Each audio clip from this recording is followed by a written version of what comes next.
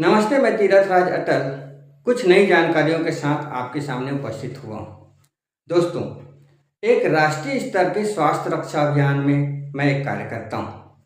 साथियों, इस राष्ट्रीय स्तर के स्वास्थ्य रक्षा अभियान में हम बातें करते हैं कुछ बदलाव के बारे में। दोस्तों, बदलाव लगातार हो रहा है। परिवर्तन प्रकृति का नियम है, आप भी जानते हैं, मैं भी सुनता हूँ, सब मानते हैं। साथियों, परिवर्तन अगर प्रकृति का नियम है तो उसे हम स्वीकार करते हैं और करते रहे हैं। आइए देखते हैं। पहले छोटा मोबाइल हुआ करता था, कीपैड वाला। आज हर हाथ में एंड्रॉयड मोबाइल है।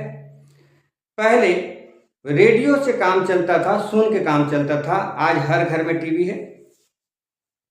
परिवर्तन हो रहा है साथियों। पहले कच्चे मकानों में लोग रहा करते थे, आजकल पक्की मकानों में रहते हैं। परिवर्तन क्या क्या नहीं हुआ है। लोग पहले शहरों में जाते थे, बस से उतरते थे तो एक मानव चालित रिक्शा हुआ करता था जिसमें हम बैठकर एक जगह से दूसरी जगह जाते थे। आजकल स्वचालित पेट्रोल, डीजल या फिर इलेक्ट्रिक वाहने उपलब्ध हैं। कितना कुछ नहीं बदल गया। नौकरी पहले घर घर में आया करता था, आज नौकरी के लिए शहरों में, विदेशों में लोग घूम रहे हैं। तो ये साथियों परिवर्तन है, जिन परिवर्तनों को हम स्वीकार करते हैं और करना पड़ता है। इन्हीं परिवर्तनों में काम के तरीकों में भी बदलाव हुआ है, आय के स्रोत में भी बदलाव हुआ है। क्या हम उन चीज़ों को भी स्वीकार करते हैं? आइए देखते हैं कि काम के तरीकों में किस तरह से परिवर्तन आया है। साथियों, जिंदगी है, जिंदगी को चलाने के लिए कोई ना कोई काम करना पड़ता है। काम जैसे कि मजदूरी है, खेती किसानी है, नौकरी है, व्यवसाय है, कुछ करते हैं हम। काम क्यों करते हैं सर? काम पैसा के लिए करते हैं। अगर पैसा ना आए तो कोई काम करेगा क्या? नहीं करेगा। पैसा आता है तो उसको दो तरह से उपयोग करते हैं, एक तो खर्च करते हैं और दूसरा बचत करते हैं। अगर कोई व्यक्ति का आवक 10,000 रुपये है तो सामान्यतः हम देखते हैं कि 9,000 रुपया खर्च हो जाता है और 1,000 रुपया बचाने की कोशिश करता है। अगर कोई व्यक्ति का आवक 1,00,000 रुपए है तो 90,000 खर्च कर लेता है, 10,000 रुपये बचाने का कोशिश करता है। हम देखते हैं साथियों, हमारे आय का अधिकतर भाग खर्च में चला जाता है, यानी 90% भाग खर्च में चला जाता है। जब 90% हमारा खर्च में चला जाता है तो हमको जानना चाहिए कि हम खर्च कहाँ कर रहे हैं। हम खर्च कर रहे हैं साथियों बाजार की एक पुरानी व्यवस्था में, जिसमें एक कंपनी होता है और ग्राहक होते हैं।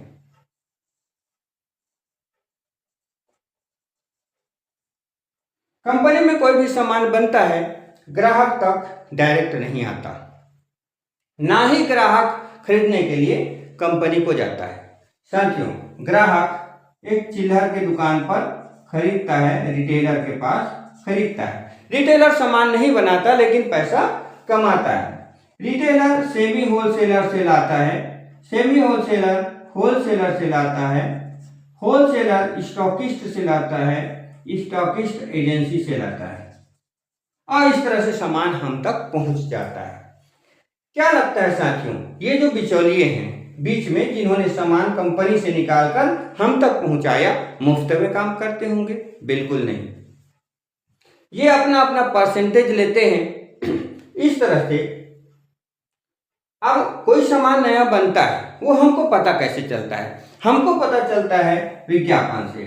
कंपनी बड़ा बड़ा विज्ञापन करती है, होर्डिंग्स लगवाती है, टीवी मोबाइल में विज्ञापन आता है। विज्ञापन को देखकर हम आकर्षित होकर उन सामानों को रिटेलर के पास जाके खरीद लिया करते हैं।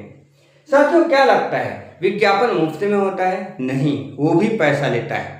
विज्ञापन करता भी पैसा लेता है, बिचौलिए भी पैसे लेते हैं। इसका परिणाम ये होता है कि 5 रुपए में मिलने वाला सामान आप हम तक आते आते 10 का हो जाता है।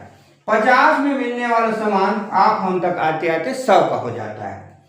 यानी कि 50 का सामान हमको 100 में मिलता है, यानी कि 50 रुपया बीच में बढ़ जाता है। और वो बढ़ा हुआ पैसा किनको चला जाता है? बिचौलियों को और विज्ञापन कर्ता को। ये 50 रुपया निकला कहाँ से है? ये 50 रुपया ग्राहक के ही जेब से तो निकला है। ग्राहक के जेब से निकलकर इन अमीरों के पास चला जाता है। अमीर मैं इसलिए कहता हूं क्योंकि विज्ञापनकर्ता अमीर व्यक्ति ही होता है। साधारण आदमी को कहाँ विज्ञापन करने का अवसर मिलता है। बीच के बिचौलिए भी अमीर ही होते हैं। बड़े पैसा लगाकर, करोड़ों लगाकर ये बीच में बिचौलिए बने हैं, तो इनको चला जाता है। यानी कि इस सिस्टम में हम देख रहे हैं कि अमीर व्यक्ति और अमीर होता है और गरीब व्यक्ति और गरीब होता जाता है। दूसरी समस्या इस सिस्टम में ये थी कि ये बिचौलिए जो अपना प्रॉफिट ले रहे हैं उसमें संतुष्टि नहीं मिलती है। इन लोगों को और ज्यादा पैसा चाहिए होता है, तो इस चक्कर में लोग क्या करते हैं, कंपनी में जो क्वालिटी सामान बनाया गया उसमें भी ये लोग ज्यादा मुनाफा के लिए मिलावट कर लेते हैं। अब ये मिलावट का असर आपके हमारे शरीर पर हो रहा है। आजकल आप देख रहे होंगे नई नई बीमारियां, नई नई समस्या। शुरुआत गैस प्रॉब्लम से होता है और गैस प्रॉब्लम से बढ़ते बढ़ते बीपी, शुगर, हार्ट अटैक, फिर कैंसर, अल्जाइमर, कई तरह की बीमारियां आज हमारे बीच है। तो इस व्यवस्था में अमीर अमीर होता जा रहा है, गरीब गरीब होता जा रहा है, मिलावट बढ़ता जा रहा है, जिसके कारण बीमारियां बढ़ती जा रही हैं। तीसरी समस्या ये थी कि यहाँ पर अलग अलग दुकानों में अलग अलग कीमत, यानी कि अनेक भाव, अनेक कीमत हुआ करता था। तो ये समस्याएं थी। इस सिस्टम की समस्याओं का समाधान नए सिस्टम में हमको मिल पाया। नई व्यवस्था क्या कहता है, नई व्यवस्था में भी कोई कंपनी होता है और ग्राहक होते हैं। इस व्यवस्था में भी कंपनी और ग्राहक आवश्यक है। कंपनी के बिना ग्राहक अधूरा है और ग्राहक के बिना कंपनी अधूरा है। अब यहाँ पर इन समस्याओं का समाधान करना था। यहाँ पर विज्ञापन को हटा दिया गया। विज्ञापन क्यों हटाया गया? क्योंकि विज्ञापनकर्ता हमेशा सच नहीं बोलता, कई बार ये लोग झूठ का सहारा लिया करते हैं। इसलिए विज्ञापन के सिस्टम को नई व्यवस्था में हटा दिया गया। विज्ञापन हट गया। अब इस नई व्यवस्था में बिचौलियों को भी हटा दिया गया। बिचौलियों को क्यों हटाया गया? क्योंकि ये लोग मिलावट करते थे और अलग अलग दुकानों में अलग अलग कीमत रखा करते थे। बिचौलियों को हटाने का फायदा ये हुआ कि यहाँ पर शुद्ध सामान मिलने लगा, क्योंकि यहाँ पर अब बिचौलिए हटा दिए गए। अब सामान डायरेक्ट आ रहा है, इसीलिए इस नए सिस्टम को डायरेक्ट सेलिंग भी कहते हैं। कुछ लोग नेटवर्क मार्केटिंग कहते हैं और कुछ लोग इसे MLM भी कहते हैं। तो आइए साथियों देखते हैं कि MLM में हमको फायदा क्या है। फायदा यह है साथियों, यहाँ भी 50 का सामान 100 में मिलेगा, लेकिन यहाँ पर शुद्धता की 100% गारंटी है। 100% गारंटेड सामान अगर आपको मिले तो निश्चित रूप से आपका मेडिकल बिल धीरे धीरे जीरो हो जाएगा। मेडिकल बिल जीरो हो जाएगा, ये बहुत बड़ी फायदा है। दूसरा फायदा ये होगा साथियों, यहाँ पर पक्की बिल में सामान मिलेगा। पक्की बिल में ही सामान मिलेगा, कच्ची बिल में तो कोई गारंटी नहीं है, लेकिन पक्की बिल में आपको गारंटेड सामान मिलेगा।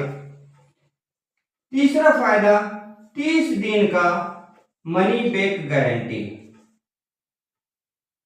मनी बैक गारंटी 30 दिन के अंदर अंदर आप सामान वापस भी कर सकते हैं। चौथा फायदा ये हुआ कि यहाँ पर स्वदेशी सामान आएगा। विदेशी सामान उपयोग करने के बजाय स्वदेशी उपयोग करना चाहिए, आप भी मानते हैं, इसलिए आपके लिए नया व्यवस्था स्वदेशी सामान का विकल्प देता है। साथियों, ये सब फायदे के अलावा अगर आप अपना केवाईसी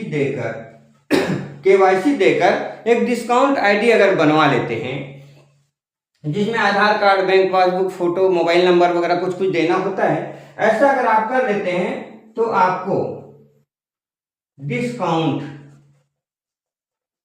20% तक डिस्काउंट भी मिला करेगा। मार्केट में तो 1 पैसे का डिस्काउंट नहीं मिलता, यहाँ आपको 20% तक डिस्काउंट मिल सकता है।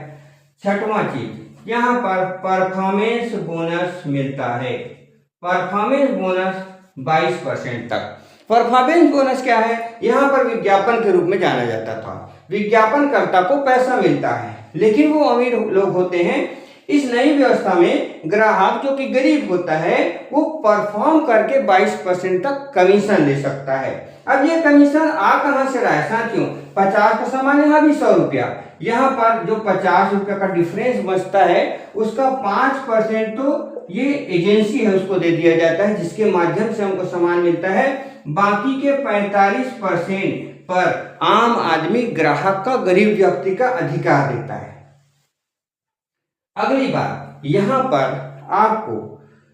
पर आपको रॉयल्टी इनकम की संभावना मिलती है। रॉयल्टी